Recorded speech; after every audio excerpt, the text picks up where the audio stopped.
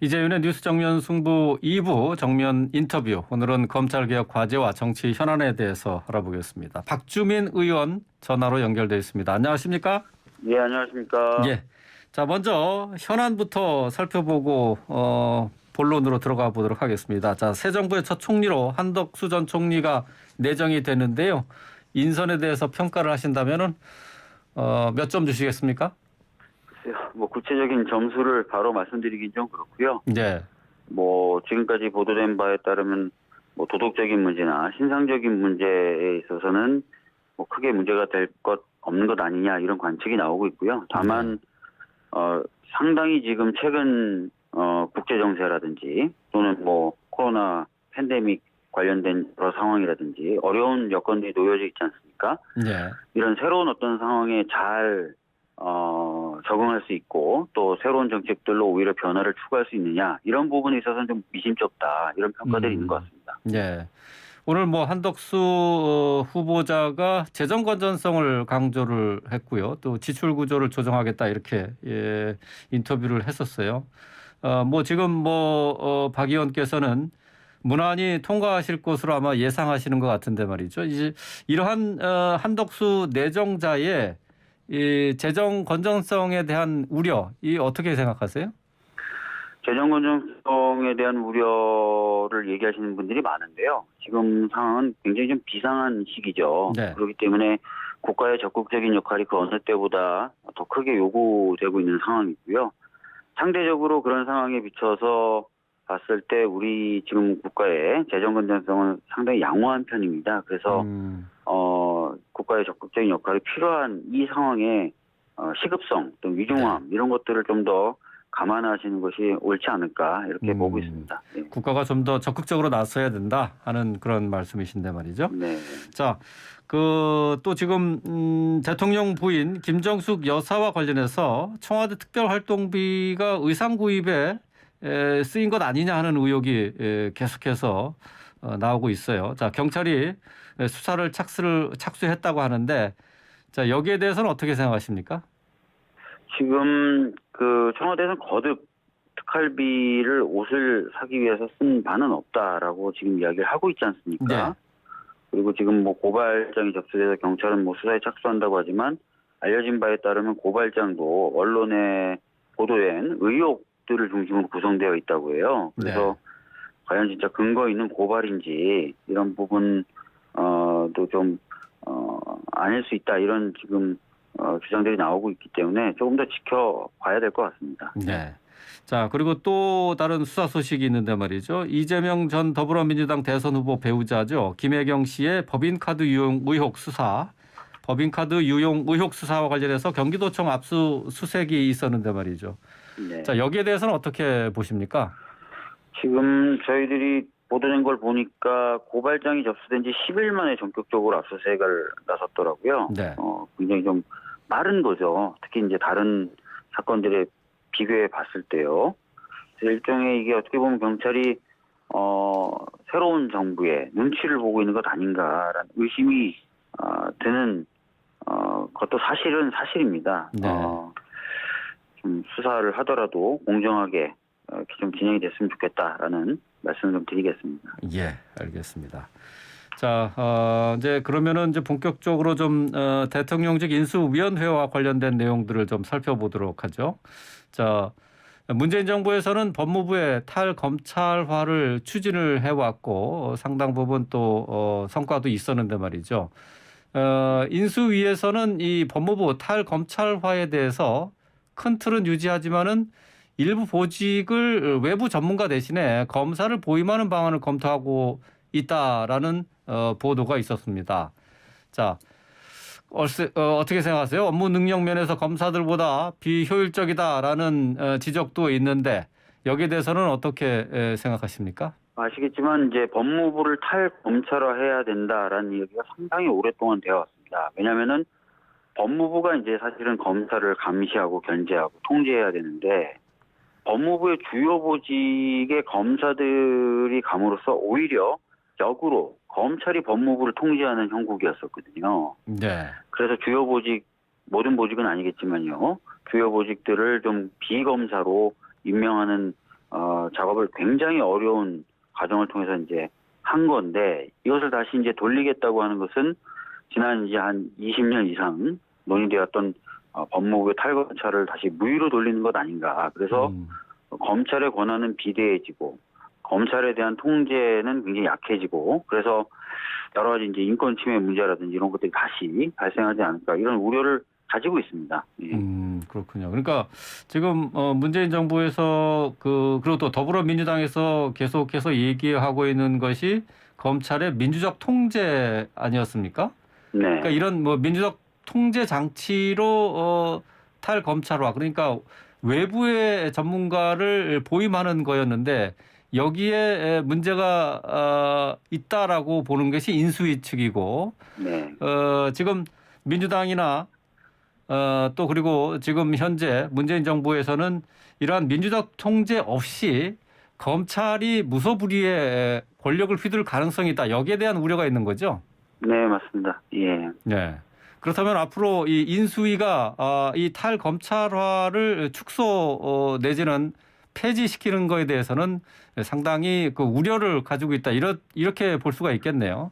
그렇습니다. 뭐 아까도 말씀드렸던 것처럼 그동안 수십 년간 그 법무부가 사실상 검찰 인사를 주요 보직에 앉힘으로써 검찰에 대한 어떤 감시 기능, 견제 기능을 제대로 발휘하지 못했다는 비판을 받아왔거든요. 네. 그러니까 그 역사가 되풀이된 것 아닌가라는 걱정을 하는 거죠. 네.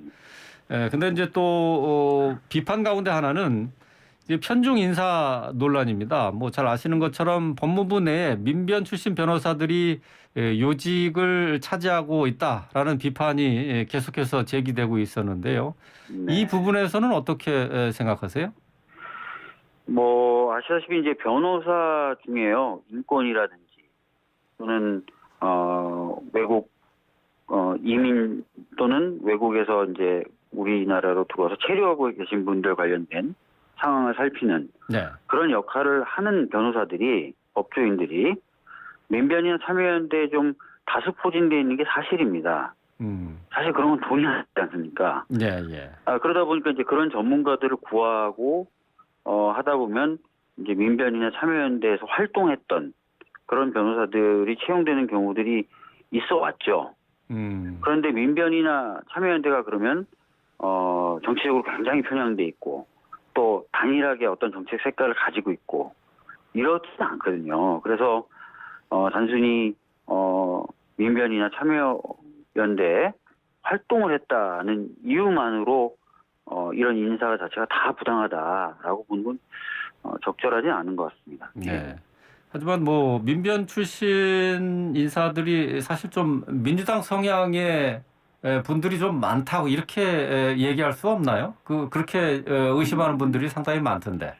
뭐 민주당 성향의 변호사도 있고요. 뭐 정의당 성향의 변호사도 있고요. 심지어는 뭐 국민의힘 성향의 변호사들도 있어요. 굉장히 다양한 정치적 성향과 경향을 가지고 있거든요. 그래서 하나의 무슨 단일한 정치적 색깔을 갖고 있는 그런 단체고 그 단체에서 아주 통일적으로 변호사들이 활동한다 이렇게 보시는 분들이 계신데 실제로는 그렇지는 않습니다. 네, 그렇군요.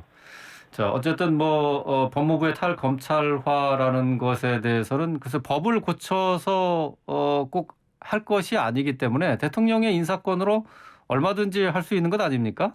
맞습니다. 예. 그렇다면은 앞으로 법무부 장차관 뭐 이 장차관을 비롯해서 주요 보직에 검사 출신들이 과거처럼 다시 기용될 거다라고 이렇게 볼 수도 있겠죠. 지금 그 법무부 장관 하마평에 오르내리고 계신 분들이 나중에 진짜 법무부 장관 되실지는 모르겠지만 다 검찰 출신들인 것으로 알려지고 있고요. 네. 그리고 지금 이제 인수위에서 법무부의 또 주요 보직에 대한 검사 임용에 대해서도 지금 얘기를 하고 있는 거고요. 이렇게 되면 이제 법무부 장관부터 주요 보직자가 다 검사 또는 검사 출신이 되면서 이제 법무부가 다시 이제 검찰의 영향 아래 들어가게 되겠죠. 그리고 반면에 또 법무부 장관의 수사지휘권을 폐지하겠다는 거 아닙니까? 폐지 또는 축소하겠다는 거 아닙니까? 그러면 오히려 이제 검찰이 법무부를 장악했던 과거 모습이 재현될 수 있다는 거죠. 예. 그러니까 다시 과거로의 회귀를 우려하신다 그런 말씀이시네요. 네. 네. 자, 그리고 또 다른 쟁점입니다. 지금 고위공직자범죄수사처 공수처와 네. 관련한 내용인데요. 여기에 보면은 윤석열 당선인도 지적한 건데 공수처법 24조 이게 독소 네. 조항이다 하는 거예요. 네. 이게 지금 폐지 원칙을 재확인했었는데 지금 이 부분에 대해서는 어떻게 생각하세요? 공수처법 24조는 사실 이제 공수처가 전국적 조직을 갖고 있지 못하고 웬만한 지청급 굉장히 작은 규모를 네. 가지고 있다 보니까 뭔가 역할을 하기 위한 정보의 소통과 타 수사기관과의 협조를 담보하기 위한 장치거든요. 예, 예. 사실 이제 24조에 대해서 국민의힘 쪽에서는 예전부터 이게 남용될 거다. 예. 그래서 이제 굉장히 문제가 될 거고 모든 수사기관 위에 군림할 거다라고 얘기하는데 예. 실질적으로 지금까지 단 2건 정도밖에 행사되질 않았어요. 예. 그렇기 때문에 지금 하고 있는 그런 우려는 기우다, 현실화되지 않은 걱정이다라는 말씀을 드리겠고요. 공수처 입장에서도 욕심을 내서 이 조항을 이용해서 여러 사건들을 막 갖고 온다든지 뭐 하는 것이 자기네들의 어떤 그 역량에 부합하지 않고 오히려 조직에 대한 신뢰를 떨어뜨리는 걸 잘 알고 있습니다. 예, 예. 처음 초기니만큼 굉장히 신중하고 조심스럽게 지금 가고 있는 상황이기 때문에 네.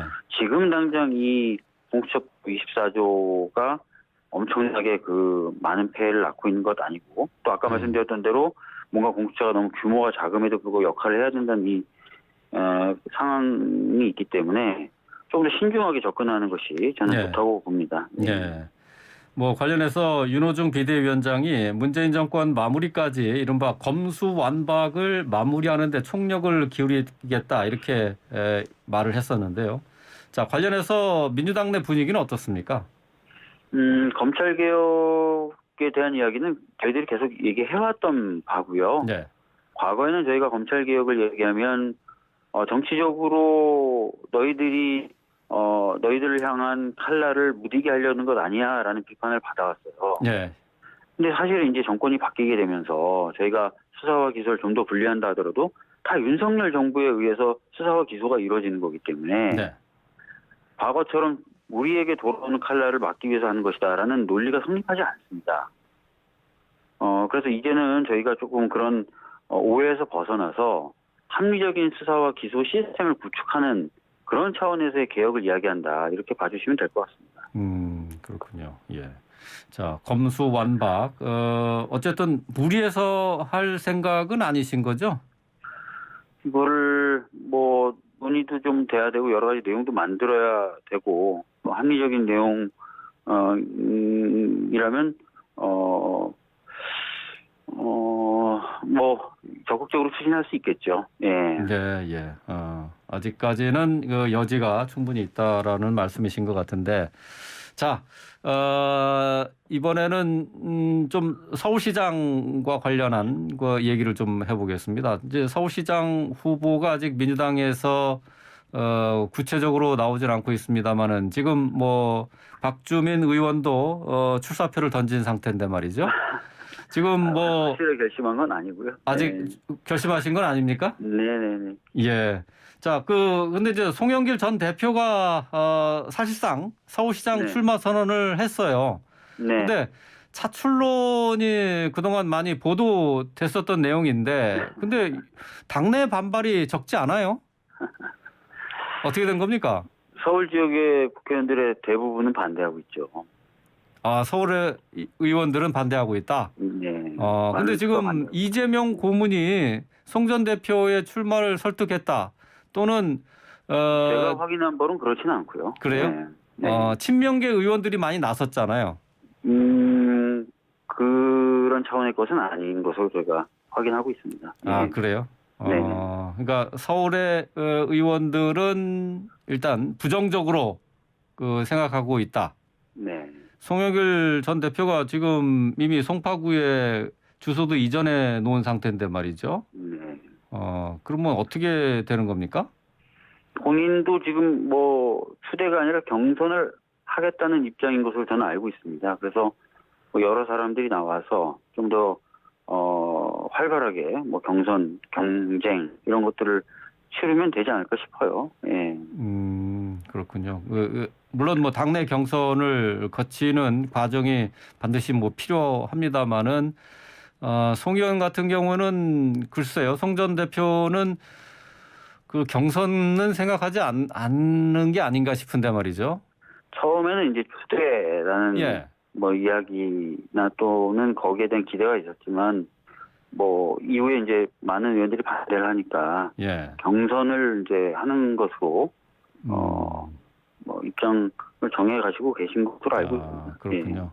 좀 전에 제가 그 박주민 의원 같은 경우 선거 출사표를 냈다고 말씀을 드렸는데 아직 결심을 한 건 아니시란 얘기죠? 네. 최종적인 예. 결심을 저도 뭐 조만간에 하긴 하겠지만 아직 예. 고민 중에 있다 이렇게 봐주시면 될 것 같습니다. 어떤 걸 가장 많이 고민하고 계세요? 출마의 필요성과 의미입니다. 출마를 할 필요가 있느냐, 출마를 한다면 어떤 의미를 가지고 할 것이냐, 이 두 예. 가지가 제 개인적으로는 가장 큰 문제고요. 예. 그 다음에는 이제 주변에 계신 분들의 동의와 협조겠죠. 네. 그런 것들을 고민하고 있습니다. 예. 예, 알겠습니다. 자, 이제 뭐 얼마 남지 않은 이제 지방선거인데요. 뭐 뜻을 세우셨으면은 좋은 결과 있길 바라겠고요. 어쨌든 네. 뭐 좋은 의정 활동 또 계속해서 기대하겠습니다. 오늘 말씀 잘 들었습니다. 네, 감사합니다. 자, 더불어민주당의 박주민 의원과 함께 했습니다.